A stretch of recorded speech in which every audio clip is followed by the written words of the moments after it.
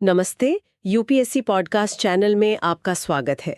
नितिन सिंघानिया की Indian art and culture series में आज हम चैप्टर 4 यानी भारत में यूनेस्को की विश्व धरोहर स्थलों मतलब वर्ल्ड हेरिटेज साइट्स की सूची पर चर्चा करेंगे। तो जब हम सुनते हैं कि किसी जगह को यूनेस्को वर्ल्ड हेरिटेज साइट का टैग मिल गया तो बड़ा गर्व होता है। बिल्कुल होता है। पर कभी सोचा है कि ये टैग मिलता कैसे है? क्या कोई भी सुंदर या पुरानी इमारत इसके लिए क्वालिफाई कर सकती है? असल में इसके पीछे एक बहुत ही स्ट्रिक्ट चेकलिस्ट है, एक सिलेक्शन प्रोसेस है। आज हम उसी प्रोसेस को अनपैक करने वाले हैं। बिल्कुल। और इस पूरी प्रक्रिया का जो कोर कॉन्सेप्ट है वो है आउटस्टैंडिंग यूनिवर्सल वैल्यू। इसका मतलब है कि उस जगह की अहमियत सिर्फ एक देश या एक कल्चर के लिए नहीं बल्कि पूरी इंसानियत के लिए होनी चाहिए। वो इतनी खास हो कि उसे आने वाली पीढ़ियों के लिए बचाकर रखना हम सब की जिम्मेदारी बन जाए। तो आज की हमारी इस चर्चा का मिशन यही है कि हम यूनेस्को के उन 10 क्राइटेरिया को समझें जिनके आधार पर किसी भी साइट को ये प्रतिष्ठित दर्जा मिलता है। बिल्कुल। और यूनेस्को ने इन मानदंडों को 2 मेन कैटेगरीज में बांटा है, कल्चरल साइट्स और नेचुरल साइट्स, है ना? हाँ। तो पहले कल्चरल साइट्स के 6 क्राइटेरिया को देखते हैं। ठीक है। तो पहला मानदंड है मानव रचनात्मक प्रतिभा की उत्कृष्ट कृति, a masterpiece of human creative genius. ये तो काफी सीधा साधा लगता है, मतलब इंसानी कमाल का एक ऐसा नमूना जिसे देखकर लगे कि वाह, ये कैसे बना लिया होगा। जैसे ताजमहल। हाँ, दिमाग में सबसे पहले वही आता है। हाँ, लेकिन ये सिर्फ सुंदरता के बारे में नहीं है। ये उस समय की टेक्नोलॉजी, स्किल और आर्टिस्टिक विजन के बारे में है जो अपने आप में बेजोड़ था। उस कृति में ऐसी इनोवेशन होनी चाहिए जो उस दौर से बहुत आगे की हो। अच्छा। ये सिर्फ आर्ट नहीं बल्कि जीनियस का सबूत है। समझ गए? मतलब ये सिर्फ क्या बनाया नहीं बल्कि कैसे बनाया, और उस वक्त वो कितना रेवोल्यूशनरी था, ये ज्यादा जरूरी है। ठीक है। अब आते हैं मानदंड 2 पर। समय के साथ या दुनिया के किसी सांस्कृतिक क्षेत्र के भीतर मानवीय मूल्यों का एक महत्वपूर्ण आदान प्रदान, इंटरचेंज ऑफ ह्यूमन वैल्यूज। ये थोड़ा गहरा है। इसका मतलब है कि वो जगह एक तरह का कल्चरल मेल्टिंग पॉट रही हो, जहां आर्किटेक्चर, टेक्नोलॉजी या आर्ट में अलग अलग जगहों से आइडियाज आकर मिले हों। बिल्कुल सही पकड़ा है आपने। ये दिखाता है कि संस्कृतियां कभी भी आइसोलेशन में नहीं पनपती।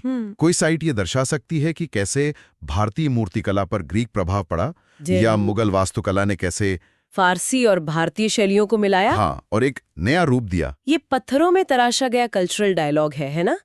Testimony to a cultural tradition or a civilisation living or disappeared. What's fascinating here is ये हमें समय में पीछे ले जाता है। जैसे हड़प्पा के खंडहर, वो एक पूरी की पूरी लुप्त हो चुकी सभ्यता की अकेली गवाही हैं। मतलब या तो वो जगह किसी जिंदा परंपरा का सबूत हो या फिर किसी खो चुकी सभ्यता की कहानी कहती हो, जैसे हमें अपने परदादा की कोई पुरानी डायरी मिल जाए। बिल्कुल, जो हमें सीधे उस जमाने से जोड़ दे। और जीवित परंपरा, दक्षिण भारत के कुछ मंदिर जहां हजारों साल से चली आ रही पूजा पद्धति आज भी जीवित है। ये वर्तमान को अतीत से जोड़ने वाला एक पुल है। ठीक है। अब चौथा मानदंड, एक प्रकार की इमारत, वास्तुशिल्प या तकनीकी संयोजन या परिदृश्य का एक उत्कृष्ट उदाहरण जो मानव इतिहास में एक महत्वपूर्ण चरण का चित्रण करता है। ये पहले मानदंड से अलग है। हाँ, वही मैं पूछने वाली थी। पहला मानदंड एक अकेली मास्टरपीस की बात करता है, जबकि ये एक टाइप के आउटस्टैंडिंग एग्जाम्पल की बात करता है। अच्छा। ये वो टेक्स्ट बुक एग्जाम्पल है जिसे देखकर आप उस दौर की पूरी तकनीक और सोच को समझ सकते हैं। जैसे अजंता या लोरा की गुफाएं। बिल्कुल, जो रॉक कट आर्किटेक्चर के विकास के एक पूरे चरण को दर्शाती हैं। तो ये इतिहास के एक पूरे दौर का स्नैपशॉट है। हाँ, एक ऐसी बिल्डिंग या लैंडस्केप जो अपने पूरे एरा को रिप्रेजेंट करती हो। सही कहा। ठीक है। अब पांचवा मानदंड, ये मुझे आज के जमाने में काफी रेलेवेंट लगता है। पारंपरिक मानव बस्ती, भूमि उपयोग या समुद्र उपयोग का एक उत्कृष्ट उदाहरण जो किसी संस्कृति का प्रतिनिधि हो, खासकर जब वो अपरिवर्तनीय परिवर्तन के प्रभाव में असुरक्षित हो गया हो। इसमें वल्नरेबल और इरिवर्सिबल चेंज शब्द बहुत महत्वपूर्ण है। मतलब एक अर्जेंसी है इसमें। हाँ, ये मानदंड सिर्फ परंपरा को नहीं बल्कि जीने के उस तरीके को बचाने की बात करता है जो सस्टेनेबल हो, के दबाव में, खतरे में है। जैसे पहाड़ों में सीढ़ीदार खेती करने वाले गांव। ये सिर्फ एक जगह को नहीं बल्कि एक जीवन शैली को संरक्षित करने की कोशिश है। सही है। अब आते हैं छठे मानदंड पर, जो थोड़ा एब्स्ट्रैक्ट है। उत्कृष्ट सार्वभौमिक महत्व की घटनाओं या जीवित परंपराओं, विचारों या विश्वासों, कलात्मक और साहित्यिक कार्यों के साथ सीधे या मूर्त रूप से जुड़ा होना। मतलब जगह का महत्व उसकी बिल्डिंग में नहीं। बल्कि उससे जुड़ी कहानी, विचार या घटना में है। हाँ, और यहाँ आउटस्टैंडिंग यूनिवर्सल सिग्निफिकेंस पर जोर है। मतलब वो कहानी या विचार सिर्फ लोकल इंपॉर्टेंस का नहीं होना चाहिए, उसने पूरी मानवता को प्रभावित किया हो। बिल्कुल, जैसे बोध गया। हाँ, उसका महत्व बुद्ध के ज्ञानोदय की घटना से है। वो घटना उस जगह को सार्वभौमिक बना देती है। वाह, तो ये थे कल्चरल क्राइटेरिया। अब प्रकृति के अजूबों की बात करते हैं। हाँ, इनके लिए 4 अलग मानदंड हैं। तो 7वां मानदंड है शानदार प्राकृतिक घटनाएं या असाधारण प्राकृतिक सुंदरता और सौंदर्य महत्व के क्षेत्र। सुपरलेटिव नेचुरल फिनोमेना और एक्सेप्शनल नेचुरल ब्यूटी। ये तो बिल्कुल साफ है, प्रकृति का ऐसा करिश्मा जिसे देखकर बस मुंह से वाव निकले। जैसे फूलों की घाटी। बिल्कुल, नेचर की अपनी आर्ट गैलरी। हाँ, लेकिन ये सिर्फ सुंदर होने से ज्यादा है। शब्द हैं सुपरलेटिव और एक्सेप्शनल, मतलब वो अपनी कैटेगरी में दुनिया के बेहतरीन उदाहरणों में से एक होना चाहिए। अच्छा, अब 8वां मानदंड, ये तो पूरी जियोलॉजी की किताब को एक जगह पर देखने जैसा है। पृथ्वी के इतिहास के प्रमुख चरणों का प्रतिनिधित्व करने वाले उत्कृष्ट उदाहरण। बिल्कुल, ये मानदंड उन जगहों के लिए है जो पृथ्वी की आत्मकथा की तरह है, जहां आप धरती के जियोलॉजिकल प्रोसेसेस या रिकॉर्ड ऑफ लाइफ को साफ-साफ देख सकते हैं। कोई ऐसी जगह जहां चट्टानें, जीवाश्म मतलब फॉसिल्स, हाँ, या ज्वालामुखी धरती के बनने की कहानी सुनाते हो। ये धरती के इतिहास का एक खुला संग्रहालय है। ठीक है। 9वां मानदंड, अच्छा तो पिछला मानदंड पास्ट के बारे में था और ये प्रेजेंट के बारे में है। बिल्कुल, if we connect this to the bigger picture, तो ये है स्थलीय, ताजे पानी, तटीय और समुद्री परिस्थितिकी तंत्र और पौधों और जानवरों के समुदायों के विकास में चल रही महत्वपूर्ण पारिस्थितिकी और जैविक प्रक्रियाओं का प्रतिनिधित्व करने वाले उत्कृष्ट उदाहरण। Ongoing ecological and biological processes. मतलब इवोल्यूशन इन एक्शन, एक ऐसी जगह जहां इकोसिस्टम लगातार विकसित हो रहा है। आपने सही शब्द पकड़ा, एक जीवित प्रयोगशाला की तरह। जैसे सुंदरबन का डेल्टा, जहां जमीन आज भी बन रही है और वहां के मैंग्रोव इकोसिस्टम में अद्भुत एडेप्टेशंस देखने को मिलते हैं। जीवन के विकास की एक चलती फिरती कहानी। हाँ, और अब आखिरी 10वां मानदंड, जैविक विविधता के इन सिटू संरक्षण के लिए सबसे महत्वपूर्ण प्राकृतिक आवास। सीधा मतलब बायोडाइवर्सिटी हॉटस्पॉट्स। हाँ, ऐसी जगहें जो दुर्लभ या लुप्त प्राय प्रजातियों, थ्रेटन स्पीशीज का आखिरी गढ़ हो। और यहाँ इन सिटू कॉन्जर्वेशन की टर्म है, मतलब यानी किसी प्रजाति को उसके प्राकृतिक घर में ही संरक्षित करना। अच्छा, ये मानदंड पूरी तरह से संरक्षण पर केंद्रित है। उस साइट को उन प्रजातियों के अस्तित्व के लिए महत्वपूर्ण होना चाहिए जिनका पूरी दुनिया के लिए वैज्ञानिक या संरक्षण की दृष्टि से महत्व है। जैसे बंगाल टाइगर या एक सींग वाले गैंडे का घर। बिल्कुल। तो ये है वो 10 मानदंड। So what does this all mean? इसका मतलब है कि यूनेस्को वर्ल्ड हेरिटेज साइट का टैग पाना कोई आसान काम नहीं है। बिल्कुल नहीं। हर साइट के पीछे आउटस्टैंडिंग यूनिवर्सल वैल्यू की एक गहरी कहानी होनी चाहिए। सब कुछ शामिल है। और अब जब हम इन क्राइटेरियाज को समझ गए हैं, तो आगे जब हम भारत की वर्ल्ड हेरिटेज साइट्स की लिस्ट पर चर्चा करेंगे, तो हर साइट को एक नए नजरिए से देख पाएंगे। बिल्कुल। चलिए आगे बढ़ते हैं। ठीक है, तो चलिए अपनी चर्चा को आगे बढ़ाते हैं। सोचिए जब किसी जगह पर जंग छिड़ जाती है, तो वहाँ की जो सबसे कीमती सांस्कृतिक धरोहरें हैं उनका क्या होता है? जैसे कोई यूनेस्को वर्ल्ड हेरिटेज साइट, मान लीजिए हम्पी या फिर कोणार्क का सूर्य मंदिर, क्या उन्हें बस मतलब जंग की भेंट चढ़ जाने दिया जाता है या उन्हें बचाने के लिए कोई कानूनी कवच भी होता है? हमारे पास जो स्रोत हैं वो इसी कानूनी दर्जे के बारे में बात करते हैं। ये सवाल बहुत गंभीर है और अच्छी बात यह है कि इसका जवाब है हाँ, एक बहुत मजबूत कानूनी कवच मौजूद है। अच्छा। हाँ, और ये सिर्फ भावनाओं की बात नहीं है, बल्कि बाकायदा अंतर्राष्ट्रीय कानून की बात है। ओके। और इस पूरी व्यवस्था की शुरुआत होती है यूनेस्को के उस एक टैग से। तो चलिए इस बात को थोड़ा और समझते हैं। किसी जगह पर यूनेस्को का ठप्पा लग जाने से वो कानूनी तौर पर सुरक्षित कैसे हो जाती है? मतलब ये बस एक टूरिस्ट ब्रोशर पर अच्छा लगने वाला लेबल है या इससे बढ़कर कुछ है? नहीं, ये लेबल से कहीं बढ़कर है। स्रोत के मुताबिक यूनेस्को वर्ल्ड हेरिटेज साइट का दर्जा मिलना अपने आप में एक प्रीमा फेसी एविडेंस माना जाता है। प्रीमा फेसी एविडेंस, ये एक लीगल टर्म है, राइट? मतलब पहली नजर में सबूत। बिल्कुल। आसान भाषा में कहें तो ये इस बात का पक्का सबूत है कि वो जगह सांस्कृतिक रूप से इतनी संवेदनशील है कि उसे कानूनी सुरक्षा मिलनी ही चाहिए। उस पर कोई बहस नहीं हो सकती। एक मिनट, यहाँ बात सच में दिलचस्प हो जाती है। मतलब ये सिर्फ यूनेस्को का कोई अंदरूनी नियम नहीं है, ये मामला और भी बड़े और भी गंभीर कानूनों से जुड़ जाता है। बिल्कुल। यहीं से तस्वीर में लॉ ऑफ वॉर यानी युद्ध के कानून की एंट्री होती है। अच्छा। यूनेस्को का टैग लगते ही उस साइट को जिनीवा कन्वेंशन और हैग कन्वेंशन जैसे बड़े अंतर्राष्ट्रीय समझौतों के तहत सुरक्षा मिल जाती है। और ये कोई मामूली बात नहीं है। जिनीवा कन्वेंशन तो वो है जो जंग के नियम तय करती है ना, कि क्या किया जा सकता है क्या नहीं। एग्जैक्टली। तो एक तरह से यूनेस्को का टैग उस साइट के लिए जिनीवा कन्वेंशन के सुरक्षा को एक्टिवेट कर देता है। हमारे स्रोत में इस जिनीवा कन्वेंशन के एक खास आर्टिकल 53 का जिक्र है। ये क्या है और इसमें ऐसा क्या लिखा है जो इतना जरूरी है? तो आर्टिकल 53 3 सीधी और स्पष्ट पाबंदियां लगाता है। चलिए एक एक करके ने समझते हैं। ठीक है। पहली पाबंदी है ऐतिहासिक स्मारकों, कलाकृतियों या पूजा स्थलों पर किसी भी तरह का सीधा हमला करना मना है, जो लोगों की सांस्कृतिक या आध्यात्मिक विरासत है। इसका मतलब साफ है, इन जगहों पर हमला नहीं कर सकते।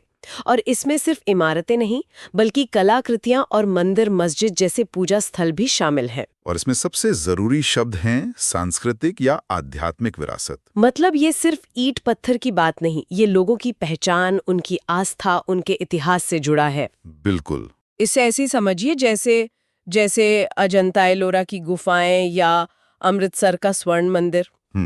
इन पर हमला सिर्फ एक इमारत को नुकसान पहुंचाना नहीं होगा।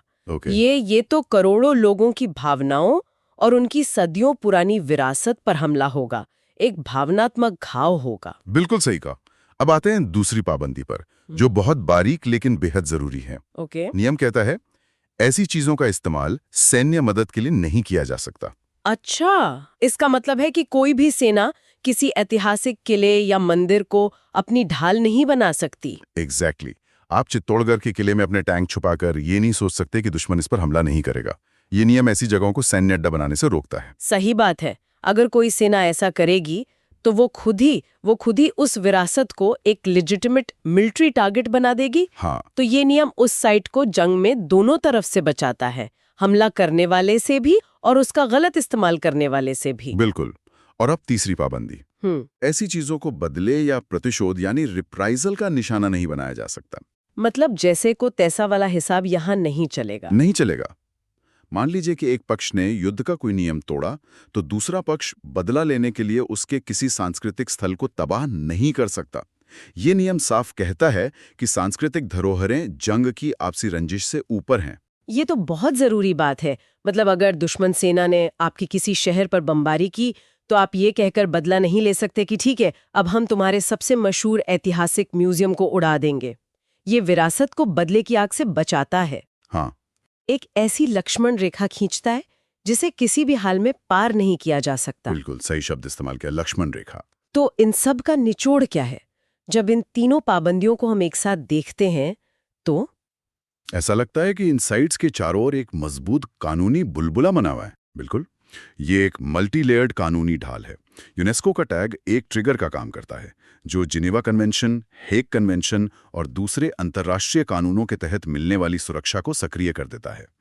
इसके पीछे सोच ये है कि मानवता की साझा विरासत को युद्ध के दौरान भी एक न्यूट्रल जोन माना जाए, जिस पर कोई आंच ना आए। ये सिर्फ एक देश की नहीं, बल्कि पूरी इंसानियत की संपत्ति है। पर यहाँ एक जरूरी सवाल उठता है।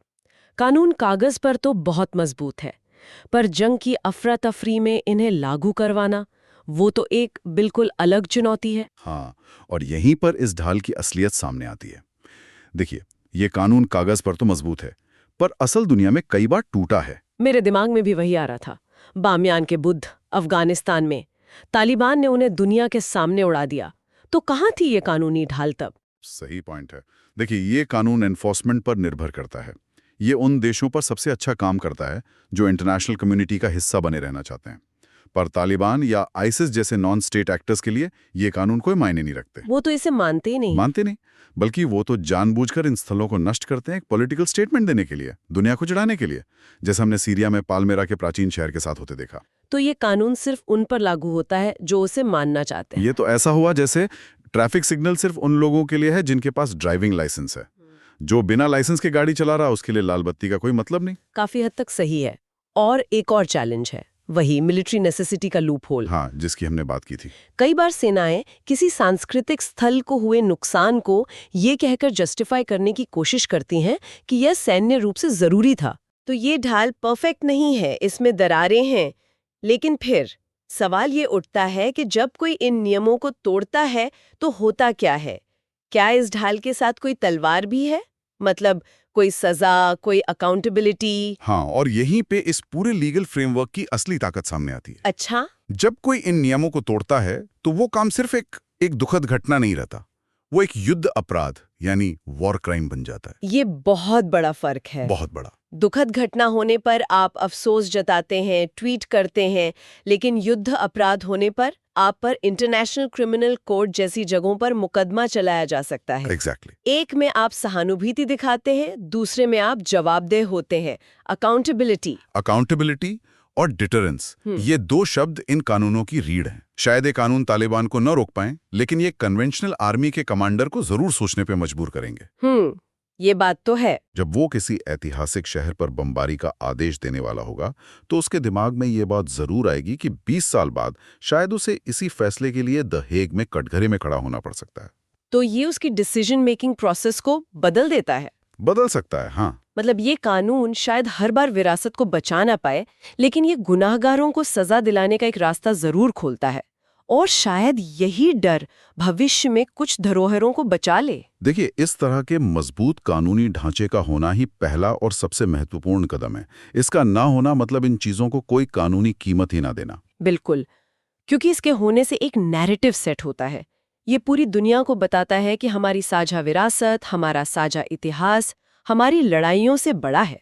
ये सिर्फ पत्थरों को बचाने के बारे में नहीं है, ये उस विचार को बचाने के बारे में है कि हम सब एक इंसानियत का हिस्सा है और किसी चीज के दुखद होने और गैर कानूनी होने में जमीन आसमान का फर्क है।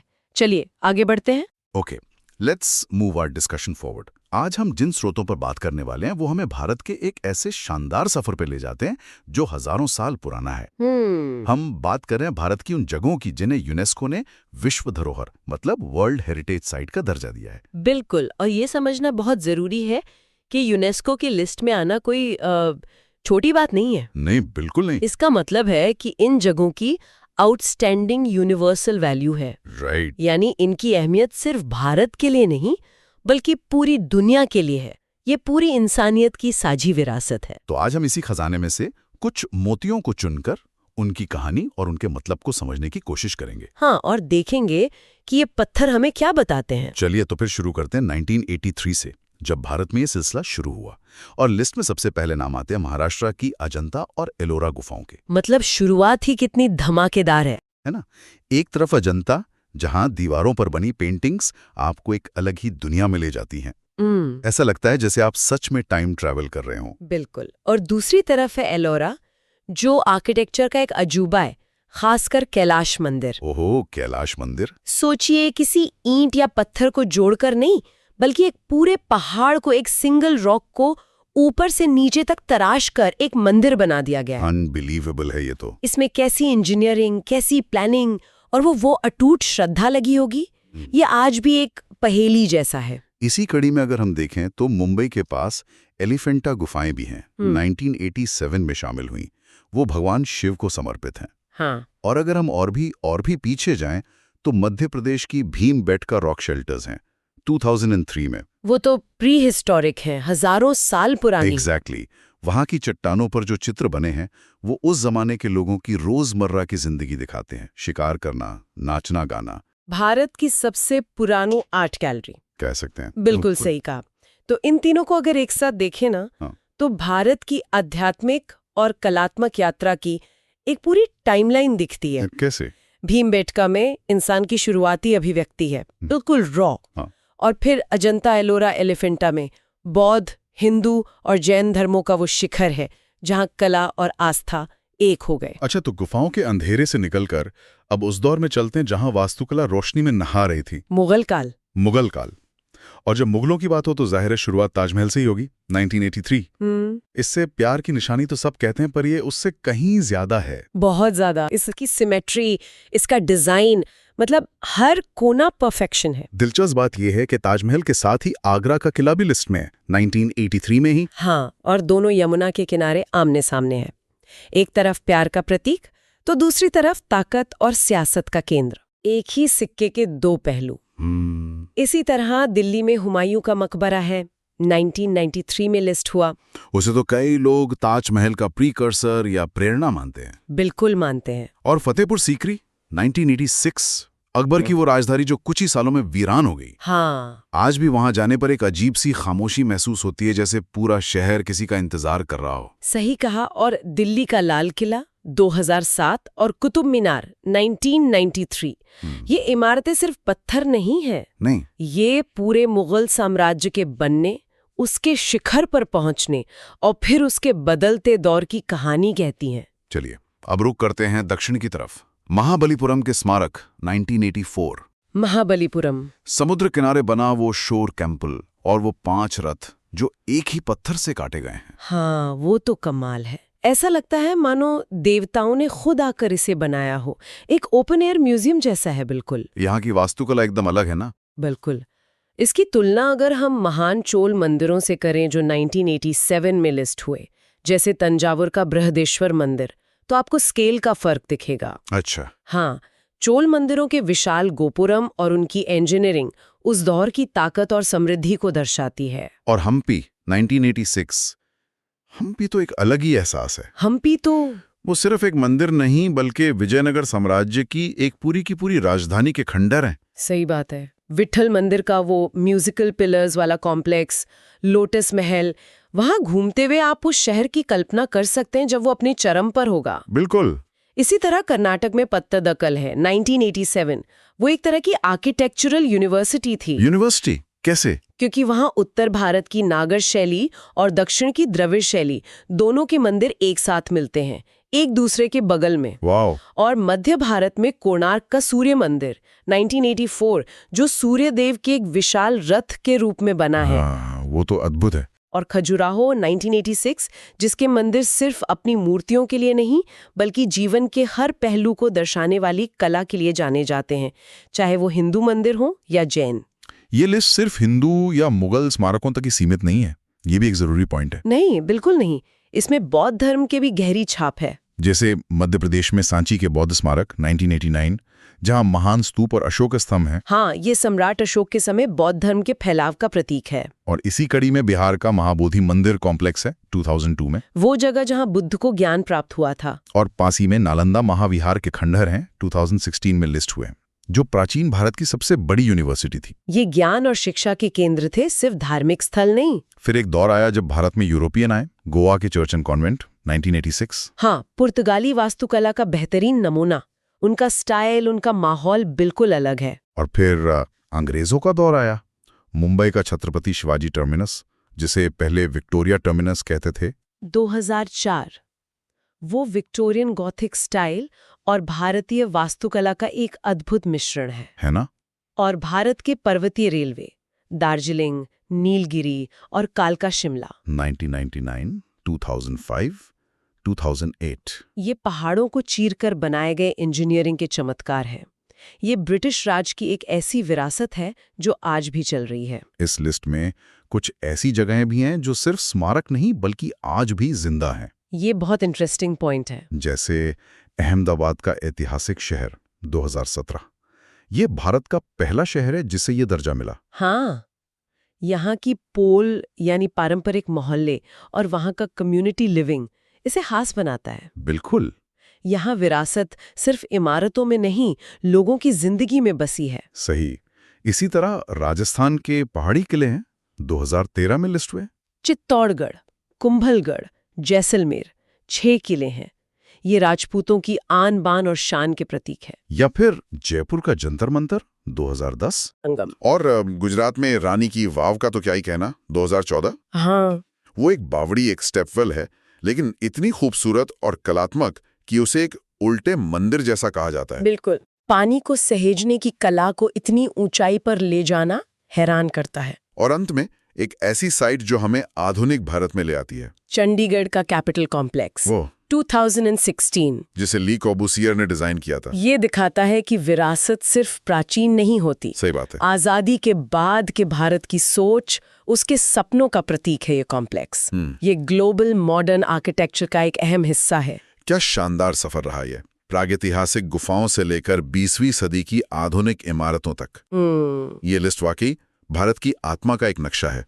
इसमें कला है, विज्ञान है, आस्था है, ताकत है और अनगिनत कहानियां हैं। और ये याद रखना जरूरी है कि ये जगह सिर्फ टूरिस्ट स्पॉट नहीं है, ये खुली हुई किताबें हैं। बिल्कुल बिना दीवारों वाली क्लासरूम है। बिल्कुल। ये हमें सिखाती हैं कि हमारे पूर्वज क्या सोचते थे, वे कैसे रहते थे, उन्होंने क्या हासिल किया। और इन धरोहरों को आने वाली पीढ़ियों के लिए संभाल कर रखना हमारी सबसे बड़ी जिम्मेदारियों में से एक है। चलिए आगे बढ़ते हैं। ठीक है, तो अपनी चर्चा को आगे बढ़ाते हैं। पिछले हिस्से में हमने कल्चरल साइट्स की बात की थी। अब जरा भारत की उन कुदरती जगहों पर नजर डालते हैं जिन्हें यूनेस्को ने वर्ल्ड हेरिटेज साइट का दर्जा दिया है। ये वो जगह हैं जो सिर्फ खूबसूरत नहीं है, बल्कि इकोलॉजिकली बहुत ही ज्यादा महत्वपूर्ण है। बिल्कुल। और ये लिस्ट ये सिर्फ एक लिस्ट नहीं है, ये दिखाती है कि भारत की बायोडाइवर्सिटी कितनी जबरदस्त है। पहाड़ों से लेकर जंगलों और मैंग्रोव्स तक आप देखिए, हर तरह का इकोसिस्टम इसमें शामिल है। सही बात है। तो चलिए एक एक करके इन साइट्स को देखते हैं। शुरुआत होती है 1985 से, जब एक साथ 3 जगहों को लिस्ट में शामिल किया गया था। और इंटरेस्टिंग बात यह है कि इनमें से 2 तो असम में ही हैं, मानस वाइल्ड लाइफ सैंक्चुरी और काजीरंगा नेशनल पार्क। सींग वाला गेंडा, वन हॉर्न राइनो याद आता है, और दुनिया की सबसे बड़ी आबादी वहीं पर है। बिल्कुल, स्कूल की किताबों में काजीरंगा के गैंडों की तस्वीरें तो हम सबने देखी हैं। और मानस बाघ और जंगली भैंसों के लिए मशहूर है। दोनों ही बहुत जरूरी हैं। और उसी साल 1985 में राजस्थान के केवलादेव नेशनल पार्क भरतपुर को भी ये दर्जा मिला। ये तो बर्ड वॉचर्स के लिए एक तरह से जन्नत है ना? सही कहा। केवलादेव अपनी वेटलैंड इकोसिस्टम के लिए जाना जाता है। आप सोचिए, यहाँ साइबेरिया जैसी ठंडी जगहों से हजारों मील का सफर तय करके माइग्रेटरी बर्ड्स सर्दियों में आते हैं। हर साल। और ये एक बहुत ही नाजुक इकोसिस्टम है। इसके बाद 1987 में लिस्ट में आया सुंदरबन नेशनल पार्क, पश्चिम बंगाल। इसका नाम सुनते ही दिमाग में रॉयल बंगाल टाइगर और वो घने मैंग्रोव के जंगल आते हैं। थोड़ा डरावना भी लगता है, सच कहूं तो। डरावना तो है, लेकिन उसके साथ साथ ये दुनिया का सबसे बड़ा मैंग्रोव फॉरेस्ट है। और ये एक प्राकृतिक कवच की तरह भी काम करता है, जो पश्चिम बंगाल को साइक्लोन से बचाता है। अच्छा। जी हाँ। और यहाँ के बागों ने खुद को उस खारे पानी और दलदली माहौल में ढाल लिया है, जो अपने आप में बहुत अनोखा है। हाँ। फिर हम पहाड़ों की तरफ चलते हैं। 1988 में नंदा देवी नेशनल पार्क और 2005 में फूलों की घाटी यानी वैली ऑफ फ्लावर्स, उत्तराखंड। ये तो हर ट्रैकर का सपना होता है। हाँ, और इन दोनों को एक साथ एक ही साइट के तौर पर देखा जाता है। नंदा देवी जो है वो ऊंचे पहाड़ों और ग्लेशियरों का घर है, जबकि फूलों की घाटी अपने अल्पाइन फूलों के लिए प्रसिद्ध है। वो फूल जो सिर्फ मॉनसून में कुछ हफ्तों के लिए खिलते हैं। बिल्कुल, सिर्फ कुछ हफ्तों के लिए। और वहाँ की बायोडाइवर्सिटी कमाल की है। और फिर 2012 में एक बहुत बड़ी एंट्री हुई वेस्टर्न घाट। ये तो कोई एक पार्क नहीं है, ये तो पूरी की पूरी पर्वत श्रृंखला है जो कई राज्यों में फैली है। बिल्कुल सही। इसीलिए इसे सब क्लस्टर्स में बांटा गया है। इसमें अगस्त्य मलाई, पेरियार, अन्नामलाई, नीलगिरी, ताला कावेरी, कुद्रेमुख और सह्याद्री, ये सब शामिल हैं। बाप रे, इतनी सारी जगह। हाँ, और ये दुनिया के टॉप बायोडाइवर्सिटी हॉटस्पॉट्स में से एक है। मतलब यहाँ ऐसे पेड़ पौधे और जीव जंतु मिलते हैं जो दुनिया में और कहीं नहीं पाए जाते हैं। कई लोग ऊटी या मुन्नार घूमने जाते हैं और उन्हें पता भी नहीं होता कि वो एक वर्ल्ड हेरिटेज साइट में है। वाह। और फिर 2014 में Great Himalayan National Park, Himachal Pradesh. इसका नाम सुनकर ही लगता है कि ये कितनी शांत और खूबसूरत जगह होगी। ये अपनी अनछुई खूबसूरती और एल्पाइन इकोसिस्टम के लिए जाना जाता है। यहाँ स्नो लेपर्ड जैसे कई दुर्लभ जानवर रहते हैं। और आखिर में 2016 में खनचेनजोंगा नेशनल पार्क, सिक्किम। इसके बारे में खास बात लिखी है कि ये मिक्स्ड कैटेगरी में है। इसका क्या मतलब है? ये बहुत महत्वपूर्ण पॉइंट है। मिक्स साइट का मतलब है कि उस जगह की नेचुरल और कल्चरल दोनों तरह की अहमियत है। कंचनजोंगा पार्क में पहाड़, ग्लेशियर और जंगल तो हैं ही, लेकिन साथ ही वहाँ के स्थानीय समुदायों के लिए ये पहाड़ एक पवित्र देवता की तरह है। अच्छा, तो यहाँ प्रकृति और आस्था का संगम है, इसीलिए ये मिक्स साइट है, भारत की अकेली मिक्स साइट। ठीक है। तो ये तो साइट्स की लिस्ट हो गई, लेकिन अब बड़ा सवाल ये है कि इस वर्ल्ड हेरिटेज साइट के टैग से मिलता क्या है? मतलब किसी जगह को इससे क्या फायदा होता है? इसके कई फायदे हैं और ये सिर्फ नाम के लिए नहीं है। सबसे पहला और सबसे बड़ा फायदा है इंटरनेशनल अटेंशन। पूरी दुनिया की नज़र उस साइट पर आ जाती है, जिससे उसके प्रिजर्वेशन और कंजर्वेशन की ज़रूरत पर जोर दिया जाता है। मतलब एक तरह का ग्लोबल प्रेशर बन जाता है कि भाई इस जगह को बचा कर रखना है, और इससे टूरिज्म भी तो बढ़ता होगा। बिल्कुल, ये दूसरा बड़ा फायदा है। टूरिज्म बढ़ने से स्थानीय लोगों को इकोनॉमिक बेनिफिट्स होते हैं। Guides, home stay, local handicrafts, सबको बढ़ावा मिलता है। लेकिन हाँ, यहाँ सस्टेनेबल टूरिज्म का ध्यान रखना बहुत जरूरी है। और अगर किसी साइट को नुकसान पहुंच जाए, जैसे कोई प्राकृतिक आपदा आ जाए, तो क्या यूनेस्को मदद करता है? हाँ, ये तीसरा फायदा है। जरूरत पड़ने पर यूनेस्को उस साइट की मरम्मत यानी रेस्टोरेशन, संरक्षण यानी प्रिजर्वेशन और वहाँ के स्टाफ की ट्रेनिंग के लिए फंड भी दे सकता है। ये तो बहुत बड़ी मदद है। और क्या फायदे हैं? इस टैग से यूनाइटेड नेशन सिस्टम के साथ करीबी रिश्ते बनते हैं, जिससे एक प्रतिष्ठा, एक प्रेस्टीज और सपोर्ट मिलता है। साथ ही ग्लोबल प्रोजेक्ट मैनेजमेंट रिसोर्सेज तक पहुंच मिलती है।